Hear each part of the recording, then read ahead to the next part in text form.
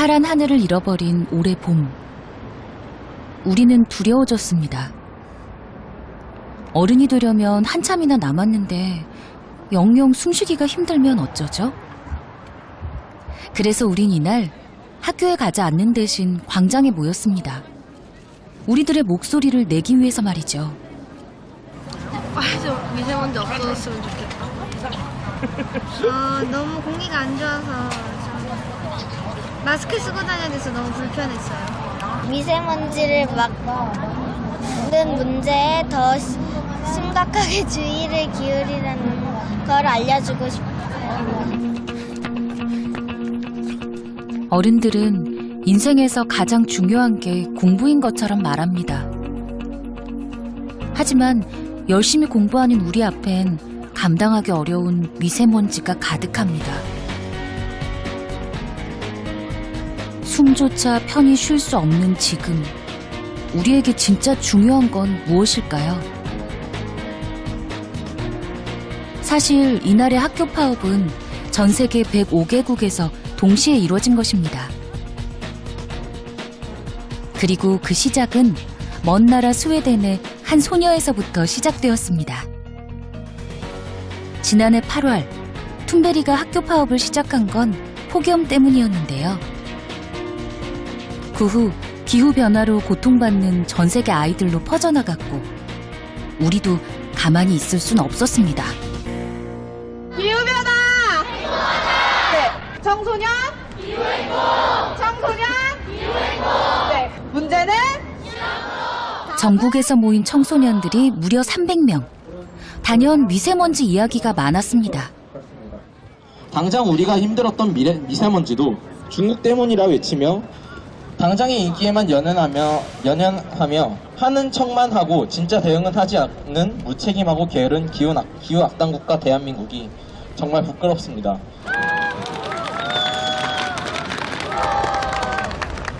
청소년 주제에 공부나 할 것이지 웬 지적질이냐고 생각하지 말아주세요. 지금 자연 앞에서 사람은 정말 다 같이 하나의 우리일 뿐 학생, 정부 등으로 나뉠 수 없습니다. 학교 폭력에서는 방관자 역시 가해자라고 말합니다. 저는 이것이 과연 기후변화와 무엇이 다른지 묻고 싶습니다. 당신은 혹시 기후변화의 방관자가 아닐까요? 마음껏 숨쉬며 뛰어놀 수 없는 세상. 우리의 미래마저 불투명해 보입니다. 하지만 그보다 더 답답한 건 남 탓하기에 급급한 어른들. 우리는 되묻고 싶습니다. 그 책임에서 여러분은 과연 자유로울 수 있는지 말이죠.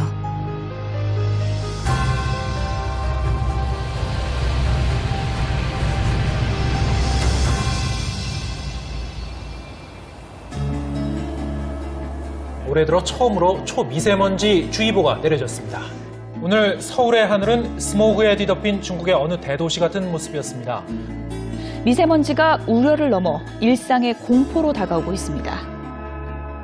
지금껏 경험하지 못한 고농도 초미세먼지의 공습으로 두려움에 떨었던 지난 3월. 바로 목이 칼칼하더니 감기에 바로 걸리더라고요. 근데 이제 감기도 계속 안 낫고. 밖에서 주로 활동해야 되니까 이게 보통 힘든 게 아니고 항상 긴장을 해야 돼. 이건 뭐 하다가 병이라도 그러면 어떻게 돼? 조그만 미세먼지가 농도가 심하다 그러면은 벌써 알레르기 비염부터 시작해가지고 눈도 가렵고 따갑고 이렇게 몸으로 이게 반응이 즉각적으로 오니까 너무 힘들더라고요. 더 자세한 건 모르겠는데 뭐 중국에서 뭐 넘어오는 뭐 황사라든가 그런 것들. 아무래도 뉴스에서 말하기로는 중국 공장 그런 것 때문에. 매스컴에서 그 중국발 미세먼지가 막 70%라 그러는데. 최악의 미세먼지. 그 뒤엔 어김없이 중국발이라는 꼬리표가 붙었습니다. 과연 과학적 진실은 무엇이고 우리가 할 수 있는 일은 없는 걸까요? 우리는 학계 최고의 권위자들을 만나봤습니다. 중국의 기여도가 있는 건 사실입니다. 그리고 그 기여도가 어떨 때는 60 내지 70% 이상 올라갈 때도 있어요. 그러면 우리가 이제 중국에서 오는데 꼭 그것만 탓할 거냐. 중국에서 미세먼지 오지 않더라도 우리나라에서 여전히 미세먼지를 배출하고 있고 또 만들어내는 자료들을 배출하고 있고 이것 때문에 우리가 피해를 볼 수가 있는 거거든요. 그 중국 기여도는 그러니까 중국 배출량과 우리 배출량 그리고 기상 조건에 따른 변수예요. 이제 고농도가 발생할 때 주로 이제 서풍 계열이 많이 들어올 때는 중국 기여도가 한 60~70% 높아지고요. 또 북동풍 계열 바람이 많이 불 때는 그 국내 기여도들이 높게 나올 수밖에 없고 그렇죠.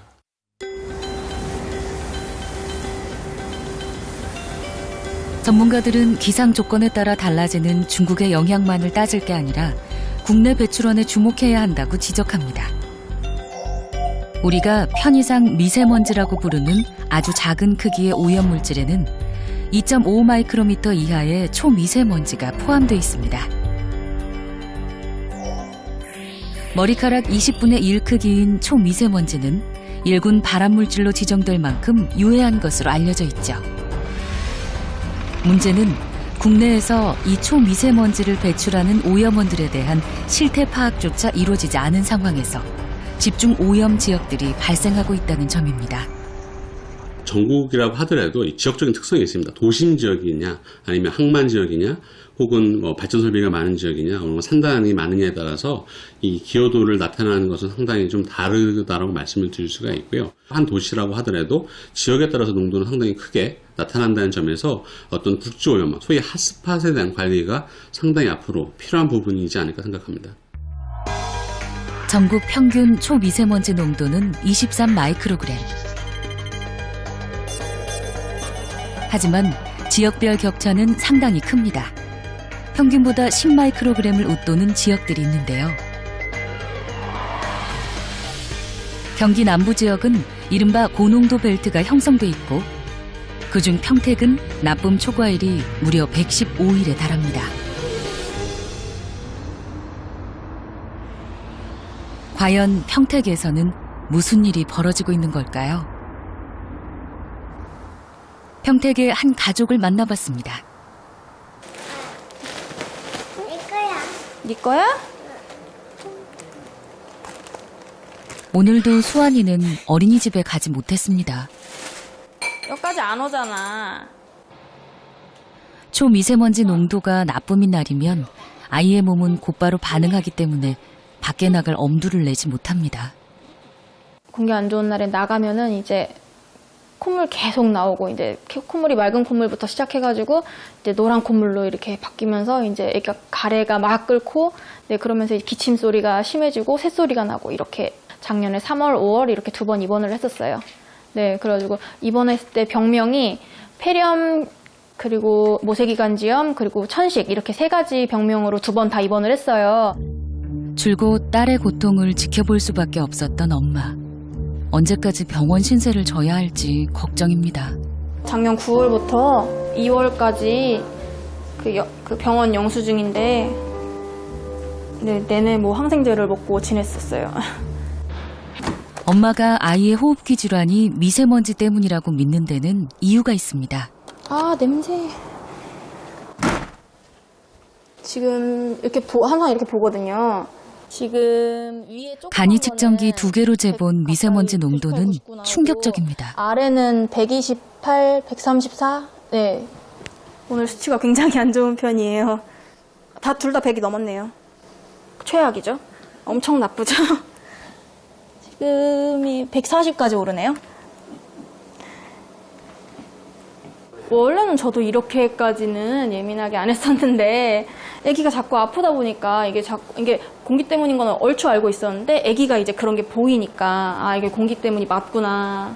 예. 이사 오면서 더 심해지고 원래 살던 데에서는 이렇게 심하진 않았었거든요. 예. 사정이 이렇다 보니 실내 공기질이라도 유지하려는 엄마의 전쟁이 시작됩니다. 강제환기를 저는 그냥 이걸로 하거든요.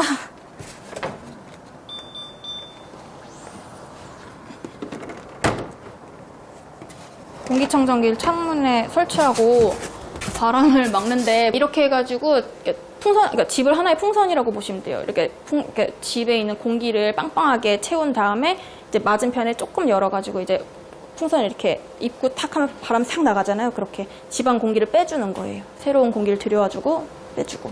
거실하고 이제 여기 방들 이렇게 커버해주는 걸로 이제 쓰고 있고요. 저쪽에 있는 공기청정기는 공기가 안 좋으니까 창문을 잘 못 여니까 그것 때문에 이제 강제환기용으로 따로 구매를 했어요. 여기 안방 공기청정기는 네, 그 안방에 이제 이불이 있다 보니까 먼지가 많이 날린다고. 네, 다른 것도 집안 많죠. 곳곳은 미세먼지 때문에 산 제품들로 가득합니다. 여기 인덕션도 최근에 샀는데 봄 들어서 또 너무 최악인 날이 많아져가지고 가스를 켜면은 막 유해물질도 많이 나오고 하는데 환기가 안 되니까. 최악의 미세먼지 오염 지역에 살면서 지불해야 하는 대가는 어마어마합니다.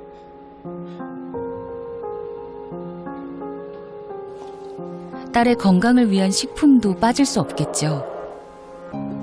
기관지와 미세먼지에 좋다는 각종 식품들을 종일 입에 달고 사는 수환이. 뜨거워? 이렇게 애를 쓰는데도 바깥 공기가 워낙 나쁘다 보니 종일 집에 갇혀 있다시피 합니다. 애들 맞다. 맞다. 뭐가 또 맞아? 저거 할 거야? 아, 저 5분을 못 놀아.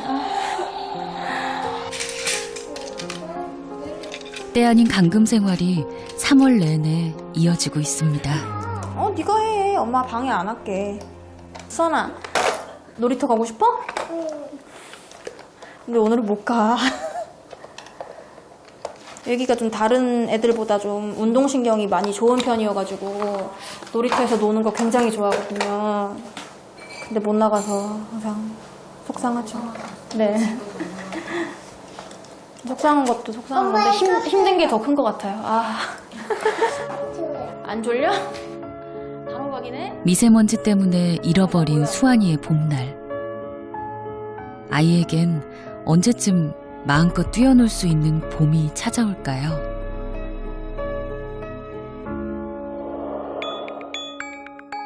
그 시각, 평택의 또 다른 집. 미세먼지와 한판 씨름 중인 가을이 엄마입니다. 공기청정기로 빨아들여도 빨리 안 되거든요. 다시 이걸로 닦는다고 해도 다시 날리고요. 그래서 물로 이렇게 뿌려줘서 먼지를 바닥으로 가라앉히는 거예요. 다음 순서는 밀대입니다. 미세먼지에 좋지 않다고 해서 청소기마저 치워버렸기 때문이죠. 집안엔 오직 실내 공기를 정화할 수 있는 것들만 남겨두었습니다. 공기청정기 3대로도 모자라 집안 구석구석 공기정화식물을 배치해뒀죠. 아레카야자라는 거예요. 이게 이제 나사에서 실내 공간, 우주선 있잖아요. 거기서 실내 공간에서 공기 정화를 할 수 있는 이제 50개 정도를 선정했는데 이게 1위래요. 1위 했대요. 그래서 이게 실내 공기 정화에 그만큼 좋다고 해서 갖다 놓은 거예요. 제일 처음에 갖다 놨어요. 그리고 요것들은 이제 공기 정화, 잎이 크면은 꼭 다른 실내 공기, 잎이 크면은 정화 능력이 뛰어나잖아요. 혹시 숨구멍이 막힐까 일일이 잎사귀까지 닦는데요. 이렇게까지 하시는 이유가 뭔가요? 아이들 때문이죠. 뭐 아이들 때문에 제가 밖에 미세먼지는 어떻게 빠른 실내에 어떻게 할 수는 없더라도 그래도 실내는 제가 할 수 있잖아요. 그러니까 아이들 때문에 하는 거죠. 가을이와 노을이도 미세먼지가 심한 날이면 어김없이 병원을 찾습니다. 다 똑같을 것 같은데 호흡기 질환이 굉장히 횟수가 자주 많이 걸려요. 그리고 심각하게 좀 그냥 감기로 걸렸으면 감기로 끝나야 되는데 기관지염 이렇게 돼가지고 열이 나서 항생제까지 이렇게 복용하는 그런 경우가. 전쟁 같은 청소가 끝나고 이제 아이들이 돌아올 시간입니다. 이곳에선 애 어른 할 것 없이 마스크 물결이 그리 낯설지 않은 풍경입니다. 이 귀여운 꼬마 아가씨가 가을인데요. 가을아 인사해. 삼촌. 안녕. 한눈에 봐도 누나를 꼭 닮은 동생 노을이. 아직 어린 노을이는 갑갑한 마스크에 적응하지 못했습니다. 가은아, 삼촌하고 이모가 손 안 씻으면 뭐 생겨? 병균. 씻어자. 6살 가을이는 엄마에게 제법 협조적입니다. 어린이집에서 배운 교육 덕분이라고 하는데요. 뭔데? 간지럽다. 그렇다면 6살 가을이가 알고 있는 미세먼지의 정체는 무엇일까요?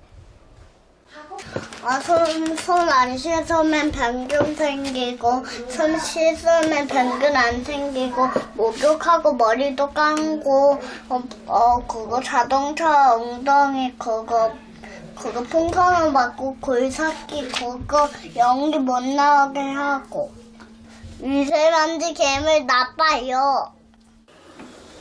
6살 아이에게 괴물 같은 미세먼지는 어디서 오는 걸까요? 저기 보시면 이쪽이 저희 주방 쪽 창 밖으로 저기가 다 산업단지예요. 저희 아파트뿐만이 아니라 이게 정말 평택의 도심 한가운데 있거든요. 여기 반경 1, 2km 안으로 지금 계속 여기도 아파트 지금 부지 공사하는 거예요. 바로 집 앞에 미세먼지를 만들어내는 원인이 있다는 걸 뒤늦게 알게 된 엄마. 미세먼지에 대해 알아갈수록 아이들에 대한 미안함이 커져만 갑니다. 저희 노을이가 이제 신방 중격 결손이라 해서 선천성 기형이죠. 커가면서 좋아지긴 하지만 그게 이제 장기 형성될 때 미세먼지나 초미세먼지를 그렇게 많이 이렇게 흡입하면 그렇게 된다고 연구 결과가 있더라고요. 그래서 그런 것도 그렇고 심증은 있지만 결과로 보여줄 수 없으니 그런 것들이 많이 속상하죠. 미세먼지 안 좋다는 거 모르는 사람 없어요. 그쵸? 근데 안 좋은데 그게 어디서 뭐 때문에 안 좋은지 그때 생각을 못 했어요. 뭐 그런 공단의 그런 비산먼지나 아니면 그런 것 때문에 안 좋다는 거를 생각을 못 했는데 먼지에 대한 유해 물질에 대한 그런 게 너무 무관심해서 오는 무지잖아요. 집 앞에 밀집된 초미세먼지 주요 배출원. 하지만 영세 사업장이 많아 제대로 된 오염물질 배출량 조사가 이루어지지 않고 있습니다. 이런 상황에서 어떻게 아이들을 지킬까? 평택에 사는 엄마들의 고민은 커져만 갔습니다.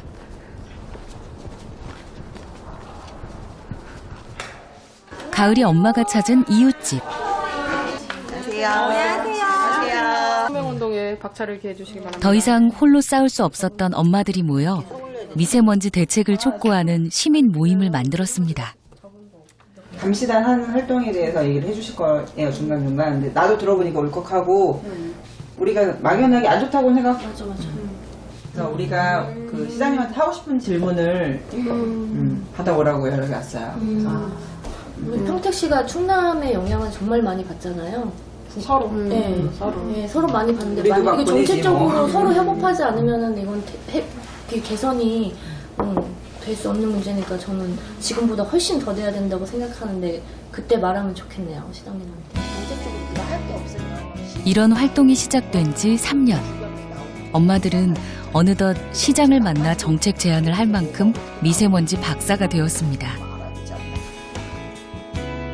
평범한 엄마인 이들이 미세먼지 대책을 촉구하는 전사가 된 이유는 단 하나. 아이를 지켜야 한다는 절박함 때문이었죠. 근데 이런 모임을 하고 공부를 하고 그리고 간담회 같은 데 다니면서 주워 듣기 시작하면서 알았어요. 아, 내 주변에 있는 이런 작은 공장들이 내뿜는 것들조차 다 미세먼지의 원인이구나 라는 걸 알게 됐어요. 아이를 키우는 엄마 입장에서 계속 이 일을 하게 되는 것 같아요. 관심이 생겨야 이게 바뀐다는 거. 점점 더 알면 알수록 이건 사람들이 너무 많이 자세히 알아야 되는 문제더라고요. 평택 도심 안에 노후됐다기보다는 관리가 안 되는 영세 사업장이 너무 많아요. 그냥 대기 배출 이런 걸 하고 싶어도 영세에서 제대로 바꾸거나 뭐 이런 걸 하지 못하는 그런 사업장들도 너무 많고. 엄마들은 최근 사각지대에 놓인 사업장 감시 활동까지 벌이며 미세먼지로부터 아이들을 지키기 위해 안간힘을 쓰고 있습니다.